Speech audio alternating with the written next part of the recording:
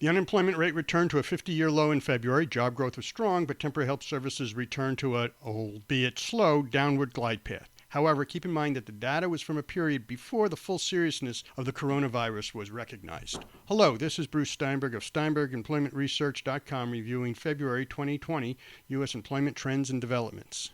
The unemployment rate edged down to remain at a 50-year low of 3.5% in February.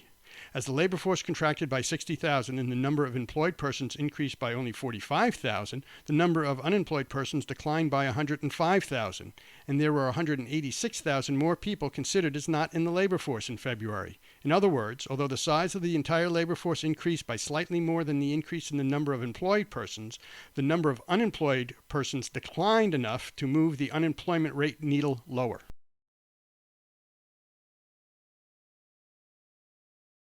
The total number of jobs increased 273,000 in February, which coincidentally was the same amount of growth the previous month. A year ago, in February 2019, overall jobs increased only 1,000.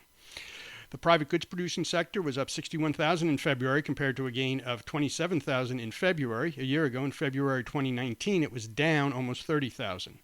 Manufacturing reversed direction and was up 15,000 in February compared to a reported decline of 20,000 in January. Apparently, the construction sector is really in the business of building jobs. It added 42,000 jobs in February after increasing by 49,000 in January.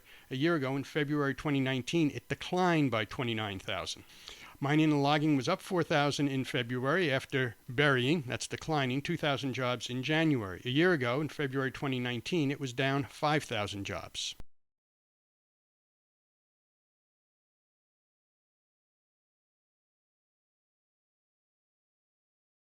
The private service providing sector increased by 167,000 jobs in February, and that was less than 195,000 it gained in January. A year ago, in February 2019, it increased by only 23,000. The retail trade sector sank by 7,000 jobs in February on top of experiencing a loss of 5,800 in January. However, a year ago, in February 2019, it declined by much more with a loss of more than 29,000 jobs. The professional and business services sector experienced growth of 41,000 in February, and that was more than the 25,000 it gained in January. A year ago, in February 2019, it was up 38,000. Computer systems design and related services, a subsector, was up almost 8,000 jobs in February. The education and health services sector added 54,000 jobs in February, and that was less than the 72,000 it increased in January, but all of February's growth was in its healthcare and social assistance component and then some. Hiring in home healthcare services continued by adding almost 10,000 jobs in February, which was more than double the 4,300 jobs it increased in January.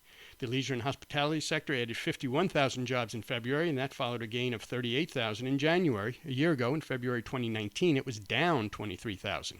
And the total number of government jobs was up 45,000 in February. The federal government added 8,000, state government was up 18,000, and local government added 19,000.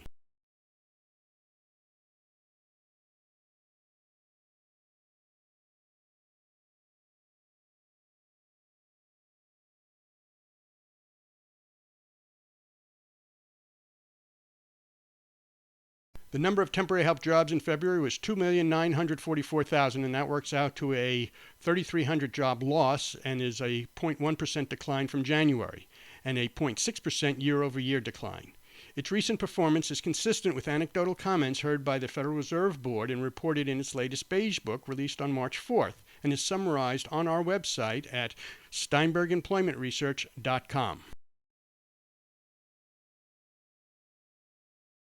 In February 2020, temporary help services continued to lose market share of all jobs to 1.93% and is still well below a year ago of February 2019 when it was 1.9730% and 2 years ago in February 2018 when it was 2.0161%.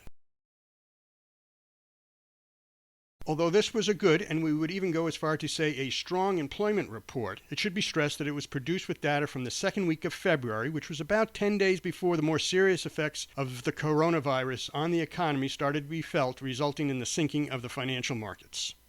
And as we've been saying for some time, the economy has been looking for a reason to enter into a recession, and perhaps it has found such a trigger with COVID-19.